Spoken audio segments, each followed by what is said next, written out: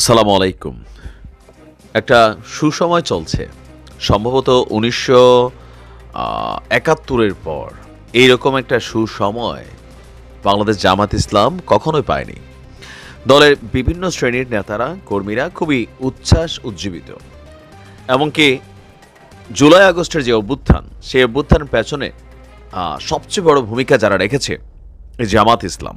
কারণ আমরা এখন যখন বাংলাদেশের বিভিন্ন ইউনিভার্সিটিগুলোতে, বিশ্ববিদ্যালয়গুলোতে আমরা এই জামাতের বিভিন্ন কমিটি গঠন দেখছি, সেখানে বিভিন্ন জায়গায় যারা একসময় সমন্বয়কের দায়িত্ব পালন করেছে এই সরকার পতনের জন্য, তাদের অনেককে সেখানে ইনক্লুডেড দেখা যাচ্ছে। ইভেন সার্জিসের শিবিরের যেই কর্মী সভা ছিল, সেইখানে গিয়ে শিবিরের প্রশংসা করা বা এই সরকার পতনের আগে নাহিদ আসিফদের শিবিরের বিভিন্ন নেতাদের সাথে কমিউনিকেশন, এগুলো কিন্তু এখন ওপেন একটা ইস্যু চলে এসেছে।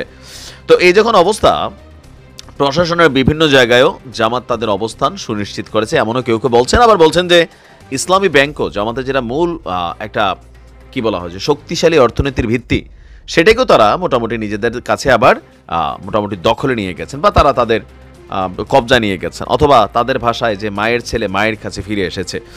তো সবকিছু মিলিয়ে ডাক্তার শফিকুর রহমান তার মুগ্ধ বক্তব্যের মাধ্যমে সারা দেশে একটা পজিটিভ ভূমিকা তৈরি করছে। আবার তাদের টিম ABC, কোথাও বৈষম্য বিরোধী, কোথাও মিজানুর রহমান আল আজহারি, সবাই মিলে কাজ করছেন। এর মাঝখানে আরও বড় একটা ঘটনা ঘটে গেছে গতকালকে। দর্শক, জামাতের আমির ডাক্তার শফিকুর রহমান তিনি আমাদের প্রধান উপদেষ্টার সাথে একান্ত বৈঠক করেছেন। এই পর্যন্ত গত ৫-৬ মাসের মধ্যে একান্ত বৈঠক করা কোনো রাজনৈতিক দলের সাথে আমরা এরকম নিউজ গণমাধ্যমে দেখিনি।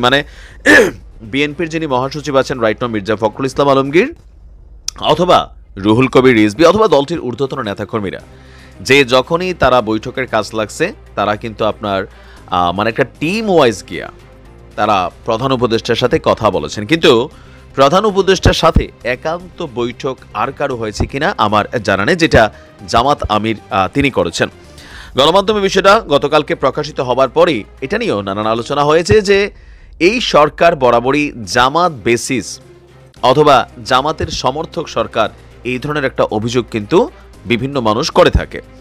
বাংলাদেশ জামাত ইসলামের আমির ডাক্তার শফিকুর রহমান ডক্টর মোহাম্মদ ইউনূসের সাথে রাষ্ট্রীয় অতিথি ভবন যমুনায় সাক্ষাৎকার করেছেন, একান্ত সাক্ষাৎ করেছেন।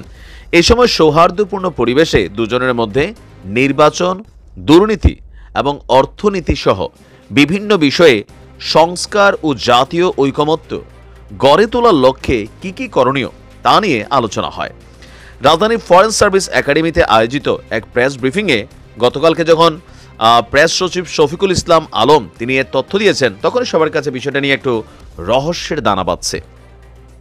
আমরা এ পর্যন্ত যতবার দেখেছি প্রধান উপদেষ্টার সাথে যারাই দেখা করবে, গণমাধ্যমে এটা 2-3 দিন আগে থেকে নিউজটা আসে, কিন্তু সম্ভবত এটাই প্রথম যে জামাতের আমির প্রধান উপদেষ্টার মধ্যে একটা বৈঠক হয়ে গেল, যেটা হওয়ার পরে প্রধান উপদেষ্টার যিনি প্রেস সচিব আছেন তিনি জানাচ্ছেন, কিন্তু গণমাধ্যম আগ থেকে এটা সম্পর্কে কোনো ধারণা ছিল না যে জামাত কখন গেলেন, কখন আসলেন, কি আলোচনা হলো। একটা প্রশ্ন তো আছে। তো নিশ্চয়ই নির্বাচন ইস্যুতেই আলোচনা হয়েছে, কারণ নির্বাচন ইস্যুতে বিএনপির অবস্থান আপনারা মোটামুটি বুঝতেই পারছেন, যেভাবে সোজা সাপটা বা ঘুরে পেছায় কথা আসতেছে। তো সেই ক্ষেত্রে জামাতের একটা বড় ধরনের ভূমিকা যদি বিএনপির সাথে আইসা একই সুতে বসে, তাহলে সরকারের জন্য বিশাল ঝামেলা হবে, এটা 100%। আবার জামাতও লাস্ট কয়েক মাস ধরে, মাস 2-3 ধরে, তারাও কিন্তু নির্বাচন ইস্যুতে একটু শক্ত ভূমিকা পালন করছেন। এখন এই দুইজনের মধ্যে কি কি আলোচনা হয়েছে এটা নিয়ে নানান বক্তব্য রাজনৈতিকভাবে আসবে।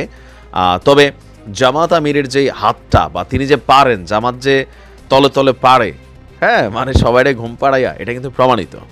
তো আপনি কি মনে করেন আগামী দিনে রাষ্ট্র ক্ষমতায় জামাত নাকি বিএনপি, কোন সরকার আসলে বাংলাদেশ ভালো চলবে, মানুষ শান্তি পাবে, লুটপাট চাঁদাবাজি বন্ধ হবে? কমেন্টে লিখুন। আসসালামু আলাইকুম।